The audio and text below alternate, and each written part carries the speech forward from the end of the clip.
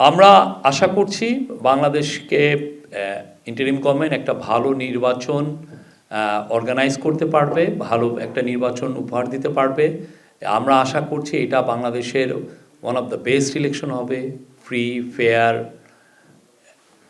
Participatory, credible, inclusive, আপনি festive সবই। আমরা মনে করছি যে এটা একটা, এবং শুধুমাত্র তো পার্লামেন্টারি ইলেকশন না, গণভোটেও এটা, এবং আমরা মনে করছি যে খুবই রেকর্ড পরিমাণ টার্ন আউট থাকবে, এবং সেই অনুযায়ী যা যা ব্যবস্থা নেওয়ার, সিকিউরিটি অবশ্যই একটা, অনেকে এই কথাগুলো বলেন, এটা নিয়েও বারবার মিটিং হচ্ছে। আমাদের তরফ থেকে হায়েস্ট অ্যাটেনশন দেওয়া হয়েছে এই বিষয়ে। আমি সাগর চৌধুরী। যোগ করা দরকার যে এখন পর্যন্ত নমিনেশন যে ফাইলিং হয়েছে কোনো ধরনের বিশৃঙ্খলা তৈরি হয়নি। হ্যাঁ, একটা গুড নিউজ হচ্ছে যে আপনারা দেখেছেন যে 29 তারিখে ছিল নমিনেশন ফাইলিংয়ের লাস্ট ডেট। তো নমিনেশন ফাইলিং নিয়ে কিন্তু আমরা এখন পর্যন্ত কোনো ধরনের কোথাও বিশৃঙ্খলা আমরা দেখি নাই, কোনো ক্ল্যাশ, কোনো ভায়োলেন্স দেখি নাই। হ্যাঁ, এবং নমিনেশন যে খুব কম পড়েছে তাও না, প্রতি কনস্টিটিউয়েন্সি অনুযায়ী গড়ে 8 জনেরও বেশি পার্টিসিপেন্ট ক্যান্ডিডেট আছেন, আর 50টার বেশি রাজনীতিক দল তাদের প্রার্থী দিয়েছে ইলেকশনে। আমরা মনে করি বাংলাদেশের ভোটাররা যথেষ্ট অ্যাওয়ার আছে গণভোটের বিষয়ে, তারা জানেন। অনেকে এই তাদেরকে আন্ডারমাইন করতে চান, কিন্তু আমরা জানি তারা খুব ভালো।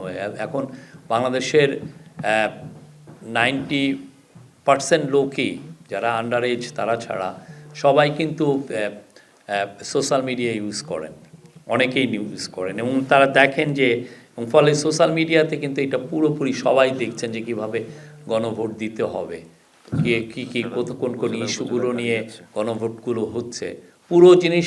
আমি গ্রামে নিজে গিয়েছি, আমি দেখেছি যে, আর সবাই তো এটাকে একটা প্যাকেজ হিসাবে দেখছেন যে এটার পক্ষে কি নাকি বিপক্ষে, আপনার কি রিফর্মের পক্ষে নাকি রিফর্মের বিপক্ষে, তো সেইভাবেই তারা নিচ্ছেন।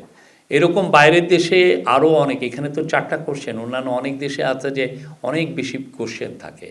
আর আমাদের এখন তো লিটারেসি রেট আরও বেশি, আপনি জানেন বাংলাদেশের লিটারেসি এখন রেট হচ্ছে এখন ক্লোজ টু 80%। তো যেটা আমাদের প্রথম যখন গণভোট হয়, আমার যেটা জানা মতে 1977-এ 27%, ওই সময় আমাদের লিটারেসি রেট ছিল 27%। তো আমরা আশাবাদী মানুষ আরও জানবেন, আরও আমাদের হাতে এখন পর্যন্ত 41 দিন আছে, তো উই হোপ সবাই এই বিষয়ে। আর সরকারও এই অ্যাওয়ারনেস রেইজিংয়ের জন্য যথেষ্ট কাজ করছেন। ভোটের গাড়ি পুরো সারা বাংলাদেশে ঘুরছে, তারা 68টা ডিস্ট্রিক্ট এবং 300টা উপজেলায় যাবে। আমরা আশা করছি যে মানুষের 64টা ডিস্ট্রিক্ট এবং 300 উপজেলায় যাবে। আমরা আশা করছি তাদের অ্যাওয়ারনেস থাকবে। আর গণমাধ্যম আপনারাও খুব ফ্যান্টাস্টিক কাজ করছেন, আপনারা প্রায়ই এটা নিয়ে রিপোর্ট করছেন গণভোট নিয়ে, এবং আপনাদের মাধ্যমে অনেকে এই বিষয়টা আরও ভালোভাবে জানছেন।